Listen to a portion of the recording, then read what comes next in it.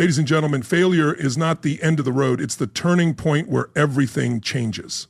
It's the moment that challenges who you are, shakes your foundation, and forces you to decide what matters most. Too often, failure feels like a stop sign, a reason to quit or hide. But what if failure is actually the key to unlocking your next level? What if every setback, every mistake, every hard fall is not a signal to stop, but a call to rise, smarter, stronger, and more prepared than ever before?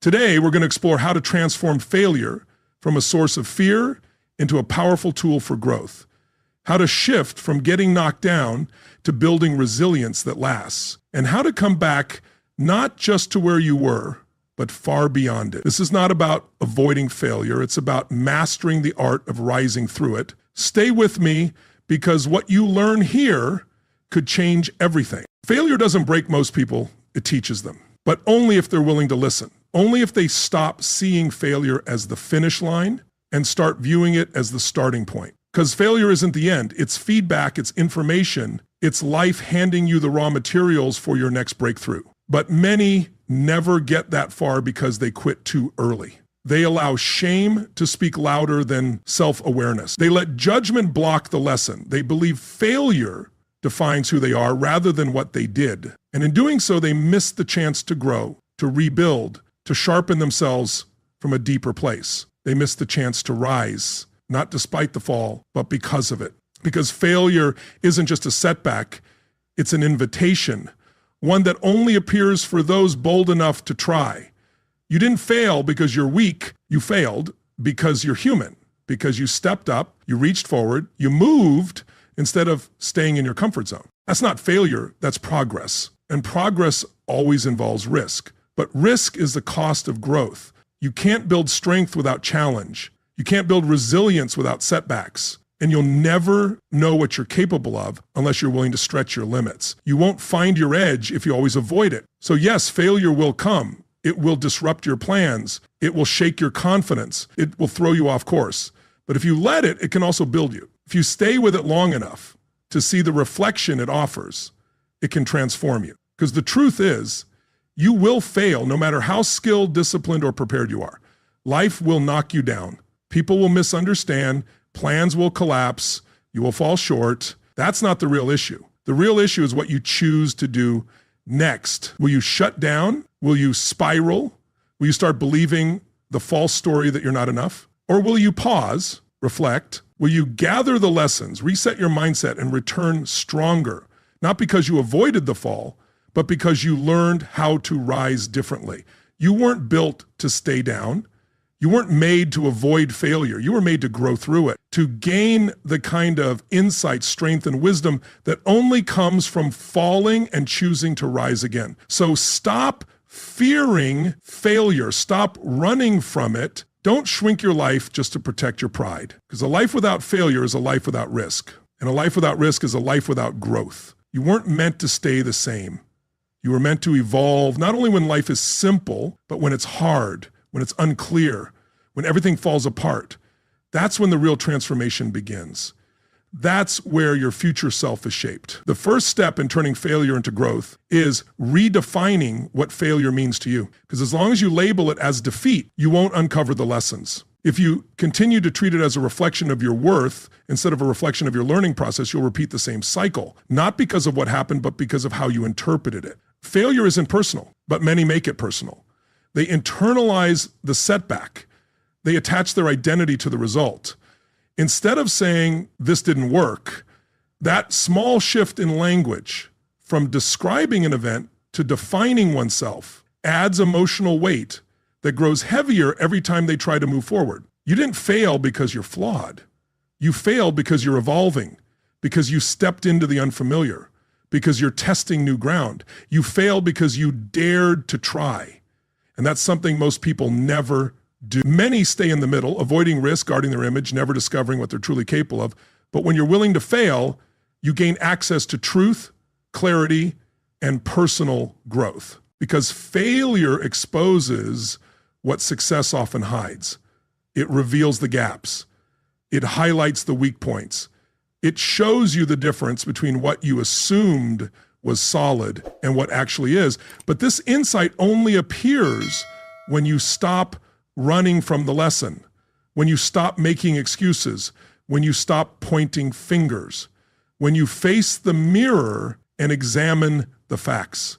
That's the shift. You move from criticism to curiosity, from shame to analysis, from I'm a failure to this didn't go as planned, why? From I'm not good enough to what skill, mindset, or behavior needs strengthening. You become a student of your own journey. You take notes. You study your patterns. You treat your setbacks like experiments, and instead of quitting, you adjust, you revise. You come back with more insight than before. That's real growth. Not about getting it perfect every time, but staying in the process long enough to improve with each round. And over time, the person who keeps reflecting, adjusting, and applying what they've learned starts rising, not because they never fall, but because they learn something valuable every time they do. You stop asking, how do I avoid failure? And start asking, how do I fail better? How do I recover faster? How do I make this setback count for more than just discomfort? How do I carry these insights into the next decision, the next plan, the next relationship? And when you begin to approach it that way, failure stops being your enemy. It becomes a mentor, a guide, not a source of shame, but a source of wisdom. Because once you stop fearing it, you strip it of its power. You rewrite the narrative. That change doesn't just improve your reaction to setbacks, it reshapes your entire approach to risk. You stop hesitating. You stop overthinking. You stop playing small. You begin moving with confidence, experimenting more, creating more, and taking more chances. Not because you're unafraid to fall, but because standing still feels riskier. You're no longer focused on protecting your ego. You're committed to building real progress. And with every step, you grow more resilient. You don't just bounce back, you rise forward. You build forward. You come out of failure carrying more than you had going in, more wisdom, deeper insight, greater humility, and sharper clarity, because you took the time to ask better questions. You stopped pointing fingers. You started creating something new. And when you build like that, when you stop avoiding failure and start using it, you become powerful, not over others, but over the version of yourself that used to hesitate, the part of you that used to quit, the one that stayed small out of fear of getting it wrong. You don't live that way anymore because now you've made a decision to grow, to learn, to stretch, to reach, to fall forward, and to build something worth failing for. And that kind of mindset, it shapes a different kind of person. Someone who doesn't need guarantees, someone who doesn't fear the fall, someone who knows that every time they miss, they gain something that can't be taken away. Failure doesn't just test your skills, it tests your identity. It asks, who are you when your plans unravel? Who are you when there's no applause and no momentum? And most of all, who are you when no one's watching but you? Because failure will expose what you're truly connected to. It reveals whether you were driven by validation or anchored in vision, whether you were chasing a title or living from your values, whether you were grounded in truth or drifting in approval. And you might not always like what it shows you, but that's okay, because clarity is a gift, even when it hurts, even when it shows that your foundation wasn't as solid as you thought, even when it reveals that your confidence came more from control than from courage. Because once you see that, you can change it. You can root your identity in something stronger. You stop needing to be right. You stop needing to appear perfect. You start becoming someone who simply keeps going, who adjusts, who builds, not for recognition, but because it's who you've decided to be. That's when failure loses its grip, because your identity is no longer tied to results. It's tied to your consistency, your values, your relationship with yourself.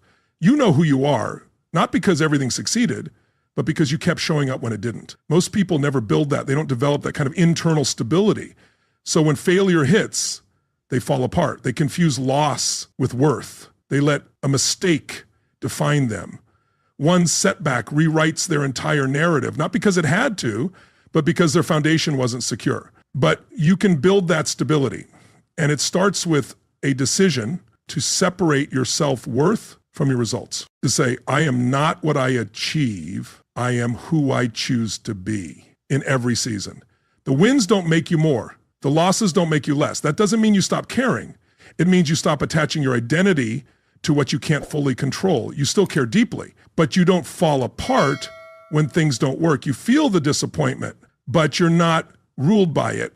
And that gives you freedom, the freedom to create, to try again, to shift directions, because you're no longer building for approval, you're building for growth, from integrity, from alignment with who you are becoming. So when failure comes, and it will, you don't panic, you don't spiral, you reflect, you breathe, you stay grounded, and you ask, what does this teach me about how I see myself? Where did I let performance take priority over presence? Where did I trade truth for appearance?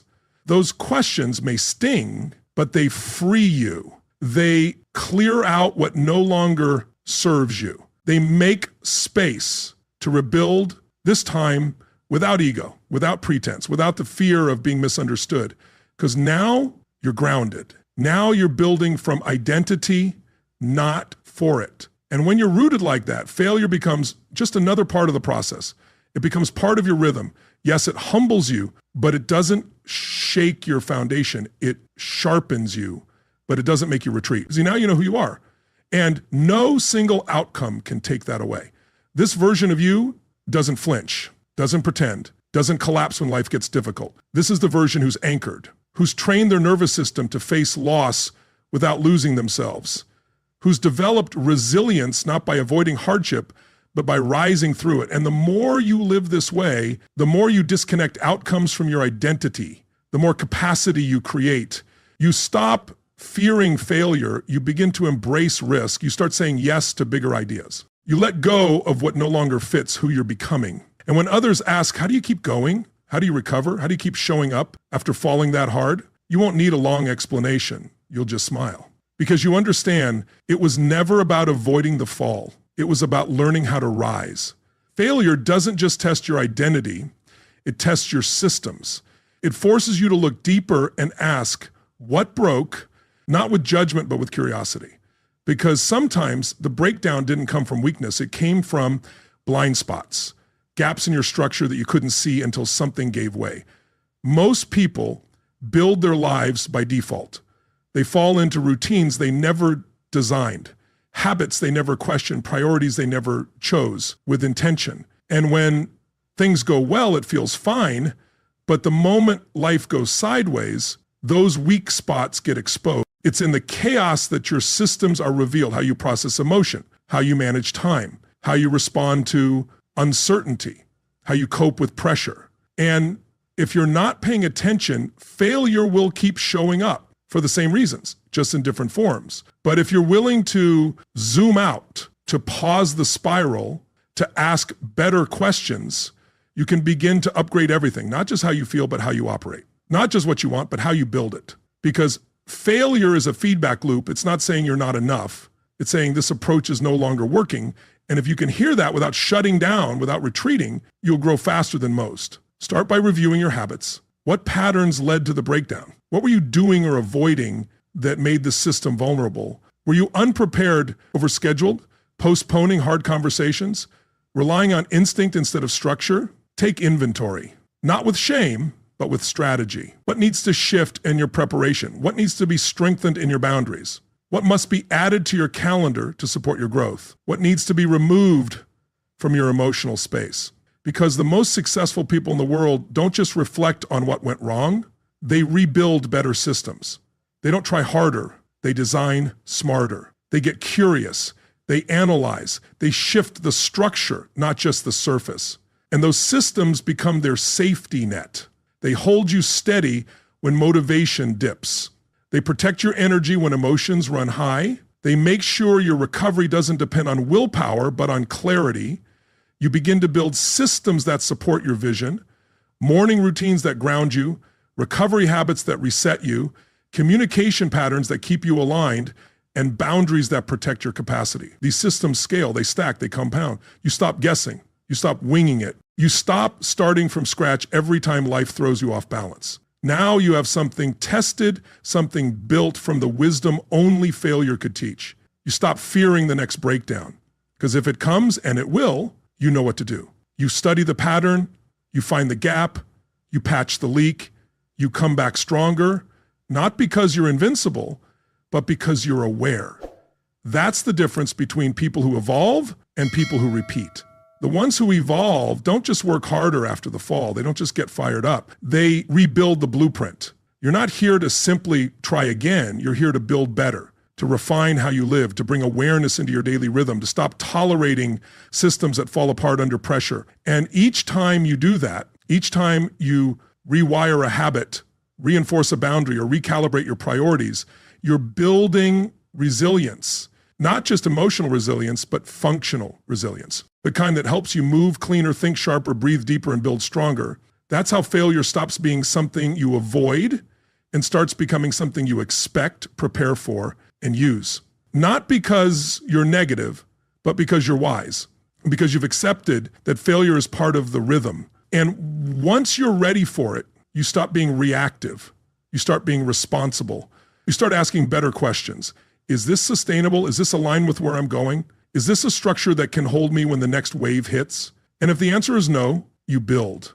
Not from shame, but with strategy, with clarity, with strength. Because failure has a way of isolating you. It convinces you that you're the only one struggling, that no one else has fallen this hard, that no one else understands the weight you're carrying. It tells you that if they knew the truth, they'd judge you or walk away. So you stay silent, you hold it. You carry it quietly, smiling on the outside while battling inside. But isolation is where shame grows. And shame, more than failure itself, is what keeps people stuck. It's not the mistake, but the meaning they attach to it, not the fall, but the silence that followed, not the struggle, but the story they told themselves about what it says about them. But here's what's true. Everyone falls.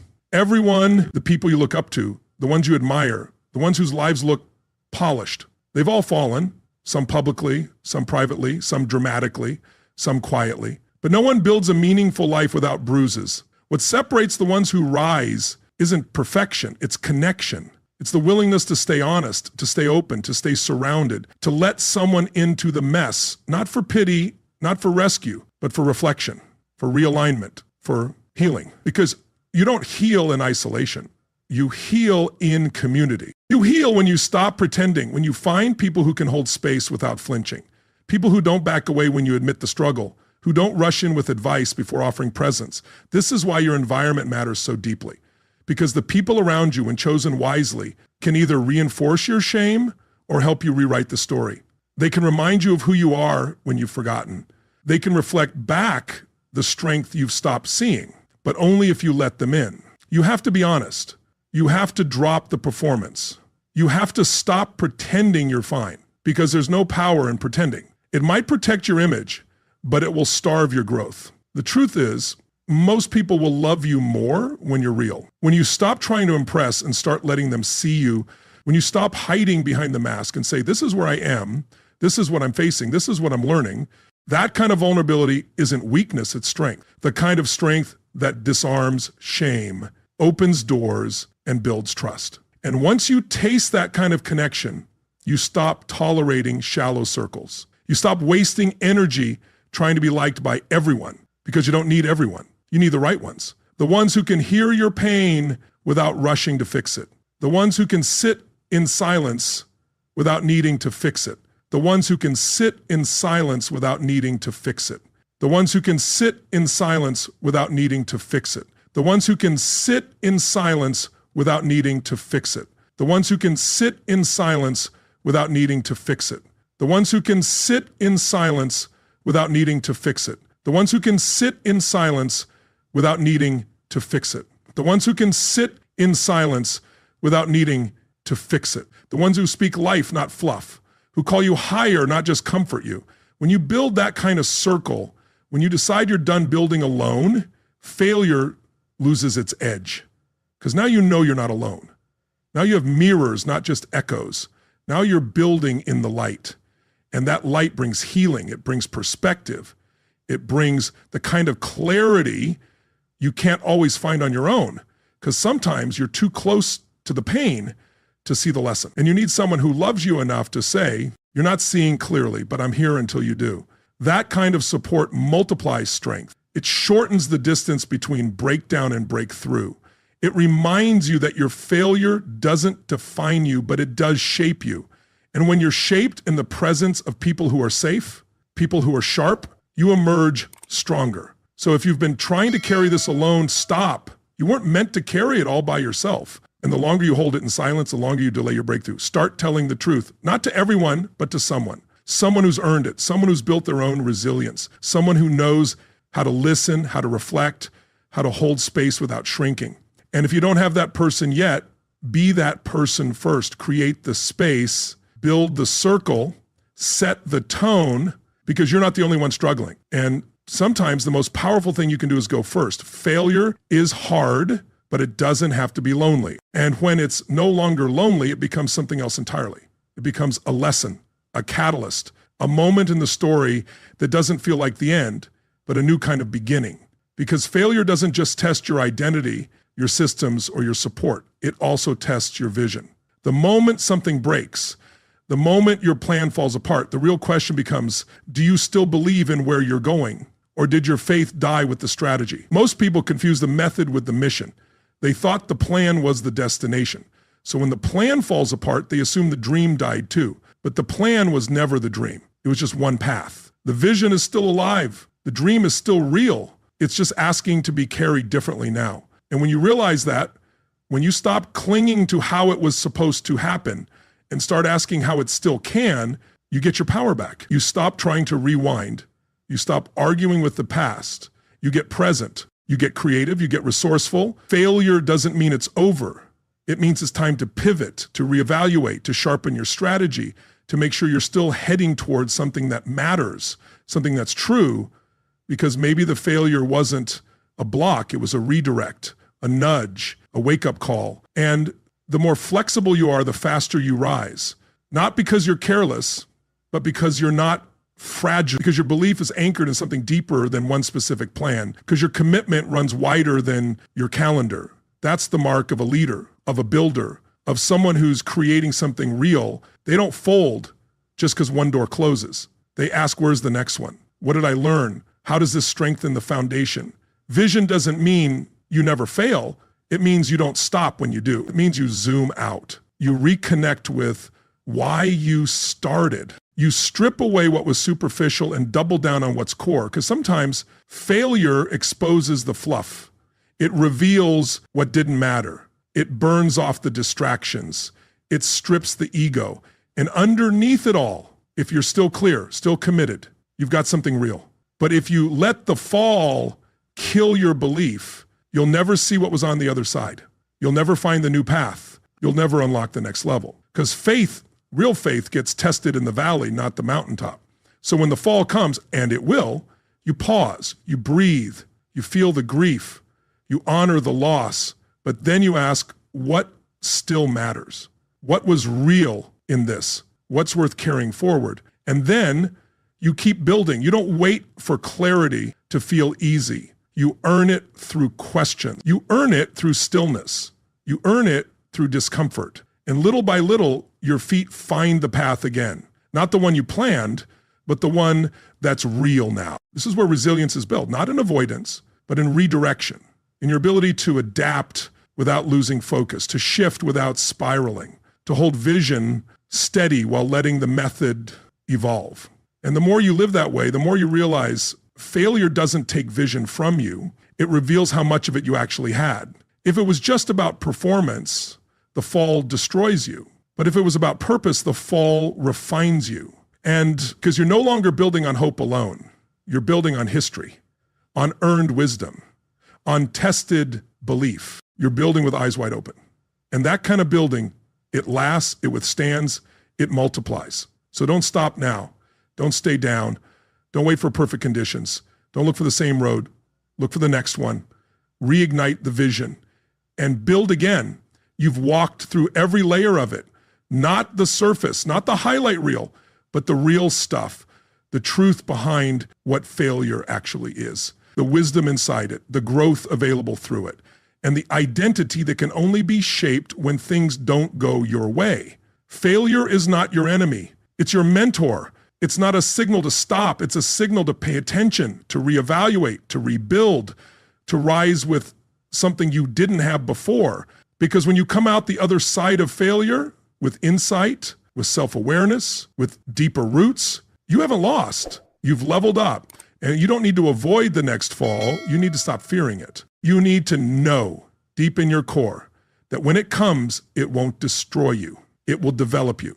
It will refine you. It will shape you into the kind of person who doesn't just recover, but returns wiser, stronger, and more dangerous to the old version of themselves than ever before. You're not fragile. You've just been conditioned to play safe.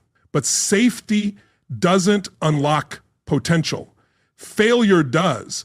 So from this point forward, you stop living in fear of getting it wrong. You stop watering down your goals just because of what might go sideways. You stop staying small just to avoid being seen trying. You were born to build, to lead, to expand, to evolve. And that evolution will always come with failure, not once, but often.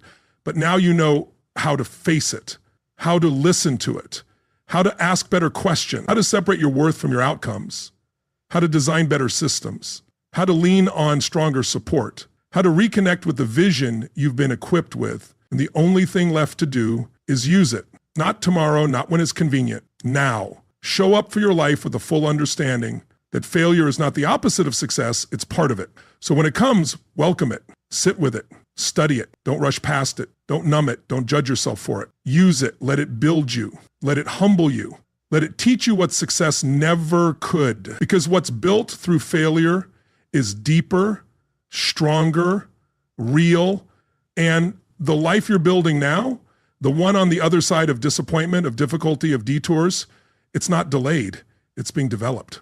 And you're right on time. Failure isn't the story's end, it's the foundation for what comes next. When you learn to lean into failure, to listen to its lessons instead of fearing its sting, you unlock a strength most may take you to believe. You become more strong with each step you take toward your vision. Stronger, buy and hold onto it more than by any other struggle. It's not delayed.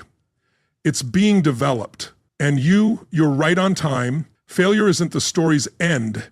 It's the foundation. Growth isn't about never falling. It's about how you rise each time you do. So don't shy away from your setbacks. Use them. Let them sharpen your vision, deepen your resolve, and fuel your journey forward. Because the moment you start transforming failure into growth, you stop surviving and start truly thriving. If you're ready to change how you see failure and unlock your full potential, this is just the beginning. Keep watching. Your breakthrough is waiting.